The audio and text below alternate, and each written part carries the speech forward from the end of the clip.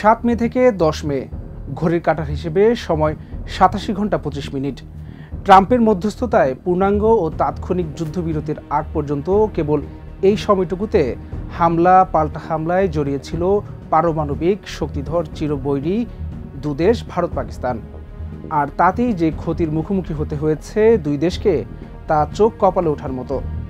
ক্ষয়ক্ষতিতে বড় অর্থনৈতিক দেশ হিসেবে ভারতের পাল্লাটাই ভারী। এই সময়ে শেয়ার বাজারে মোট 82 বিলিয়ন মার্কিন ডলারের মূলধন হ্রাস পায়। উত্তর ভারতের আকাশসীমা বন্ধ থাকায় বাণিজ্যিক বিমানগুলোর প্রতিদিন গড়পড়তা ক্ষতি $8 মিলিয়ন।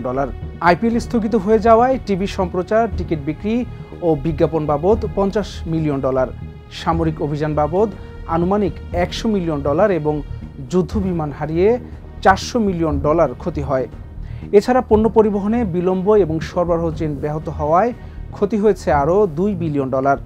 বিনিয়োগকারীদের আস্থা ও বিদেশি বিনিয়োগে যে নেতিবাচক প্রভাব পড়ে তার পরিমাণ নির্দিষ্টভাবে পরিমাপ করা না গেলেও তা মোট ক্ষতির অংশ হিসেবেই বিবেচিত। সব মিলিয়ে ভারতের আর্থিক ক্ষতির পরিমাণ দাঁড়ায় প্রায় 83 বিলিয়ন বা 8,300 কোটি মার্কিন ডলার। অন্যদিকে একই সময়ের মধ্যে পাকিস্তানের KSE 100 সূচক 4.1% কমে যায়, যার ফলে বাজার মূলধনে প্রায় $2.5 বিলিয়ন মার্কিন ডলারের ক্ষতি হয়। PSL স্থগিত হয় সম্প্রচার ও সংশ্লিষ্ট খাতে আর $10 মিলিয়ন। আকাশসীমা বন্ধ থাকায় বাণিজ্যিক বিমানে আনুমানিক $20 মিলিয়ন ক্ষতি হয়। এছাড়া প্রতিদিন সামরিক অভিযানে প্রায় $25 মিলিয়ন, বাইরাক্তার TB2 ড্রোন ও রাত ক্রুজ মিসাইল ব্যবহারে প্রায় $300 মিলিয়ন খরচ হয়। বিনিয়োগে আস্থা কিছুটা কমে গেলেও তা পরিমাপযোগ্য নয়। মোট ক্ষতির পরিমাণ দাঁড়ায় প্রায় $400 বিলিয়ন। এই যুদ্ধে শুধু আকাশে নয়, অর্থনীতির মাটিতেও লড়াইয়ের রূপ নিয়েছিল।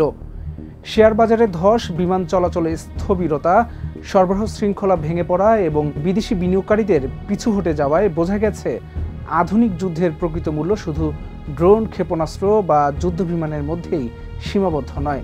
প্রতি ঘন্টায় $1 বিলিয়ন বা $100 কোটি ক্ষতি এই 87 ঘন্টার সংঘাতকে বিশ্বের কাছে এক দারুণ বাস্তবতা হিসেবে তুলে ধরেছে।